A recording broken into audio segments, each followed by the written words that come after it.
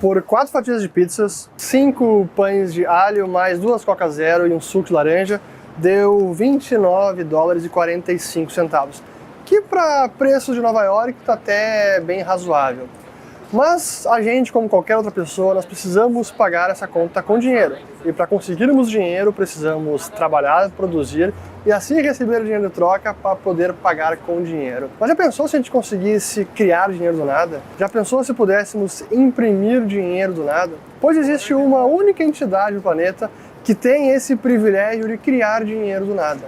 E nesse vídeo eu quero explicar para vocês como funciona a impressão de dinheiro e onde se encontra a maior impressora de dinheiro do planeta.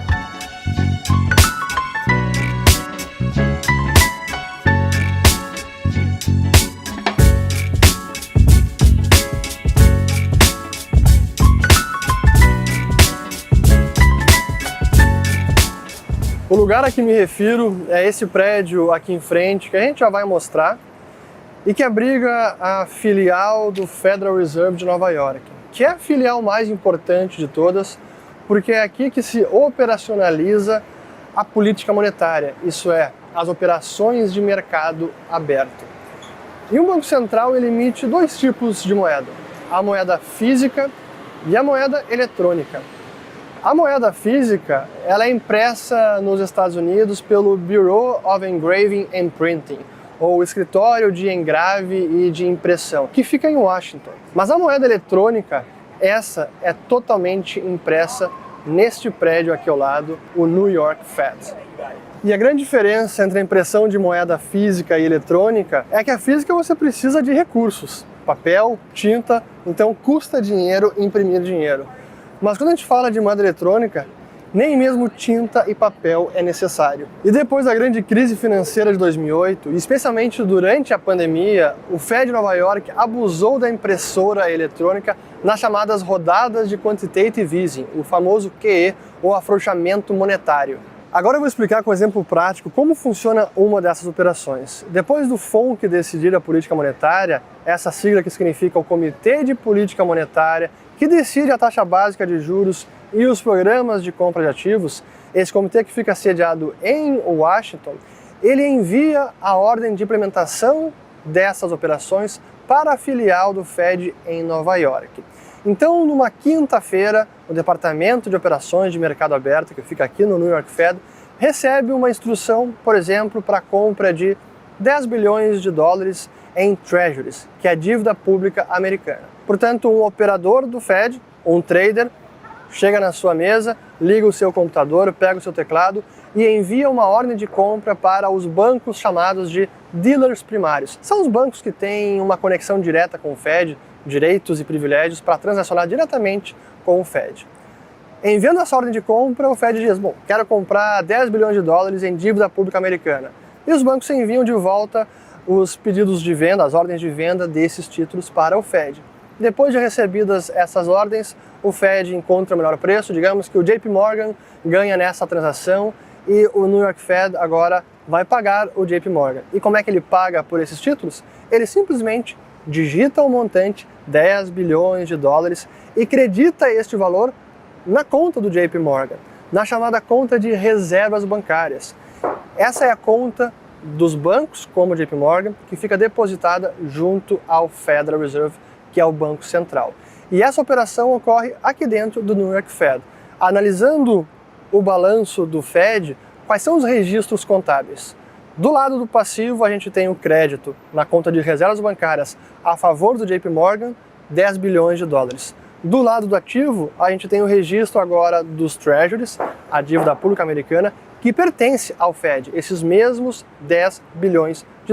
E dessa maneira, então, se conclui uma operação de compra de ativos pelo Fed, em que ele cria dinheiro eletrônico do nada, simplesmente ao digitar o montante, qualquer que seja ele, no teclado do computador de um operador aqui no New York Fed.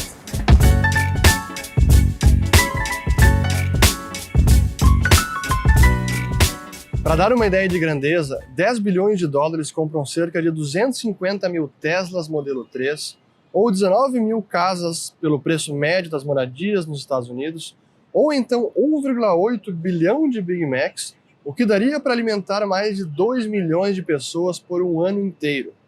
E comparando com dinheiro físico, essa é uma nota de 100 dólares. Aqui são 10 mil dólares em notas de 100, 1 milhão de dólares, 100 milhões de dólares em notas de 100, 1 bilhão em notas de 100 ou 1 trilhão de dólares em notas de 100. Produzir isso tudo em dinheiro físico custa tempo e recursos, mas é custo quase zero na forma eletrônica. Para se ter uma ideia, à véspera do estouro da pandemia, havia pouco mais de 2 trilhões de dólares, tanto em moeda em circulação quanto em reservas bancárias, 2 trilhões para cada um. Ao fim de 2021, havia pouco mais de 2,2 trilhões de dólares de moeda emitida, porém mais de 6 trilhões de reservas bancárias. Então foram mais de 4 trilhões de dinheiro criado do nada em poucos meses. E onde eles criaram todo esse dinheiro? Justamente aqui no New York Fed. E quais ativos o New York Fed pode comprar? Por lei, dívida pública americana, hipotecas de famílias, isso foi autorizado depois da grande crise financeira de 2008, e depois da pandemia até alguns títulos de dívida corporativa. Outros bancos centrais podem comprar bons corporativos, ações de empresas, como acontece na Suíça, ou até mesmo fundos imobiliários, como faz o Banco Central do Japão. E essa é uma política que tem impacto no preço dos ativos, porque se o Fed tem capacidade ilimitada de criar dinheiro, ele também tem capacidade ilimitada de impactar o preço dos ativos, especialmente aqueles que ele compra diretamente. E embora esse seja um dinheiro eletrônico, que existe apenas na forma digital, ele tem influência nos preços reais da economia, especialmente quando essas políticas de compra de ativos pelo Fed são feitas em conjunto com estímulos fiscais, como foi o caso dos cheques pelos correios, os chamados estímulos, auxílios emergenciais durante a pandemia. E tudo isso acarreta um grande agravante, porque o dólar é o dinheiro do planeta. Então a inflação gerada pelo Fed acaba sendo exportada para todo o restante do mundo. E o Fed agora tem um grande dilema: como retirar toda essa montanha de dinheiro criada? Como retirar essa liquidez da economia sem causar traumas maiores? Honestamente, nem ele sabe. O meu palpite é que ele jamais vai retirar todo esse dinheiro criado, porque um banco central consegue tolerar a inflação de preços, inflação de ativos, até mesmo inflação dos preços e serviços da economia. Mas deflação de preços, isso nenhum banco central consegue absorver, especialmente depois do trauma da Grande Depressão. Então, se eu tivesse que adivinhar, o Fed vai seguir até certo ponto a redução do seu balanço, essa destruição do dinheiro. Mas voltar ao patamar que estava no nível pré-pandemia ou nível pré-crise financeira de 2008, acho que é virtualmente impossível que isso aconteça. Bom, espero que eu tenha podido finalmente explicar como um banco central cria dinheiro do nada. Qualquer dúvida, pergunta, podem colocar aqui embaixo nos comentários. Se inscrevam no canal, compartilhem, ativem o sininho e voltamos no próximo vídeo. Valeu! Então, o próximo vídeo do canal, para dar um spoiler já, vai ser sobre a bolha dos food trucks de hot dog de Manhattan. É sério? Que irado! Corta esse aí que os caras vão achar que é sério, velho. Corta.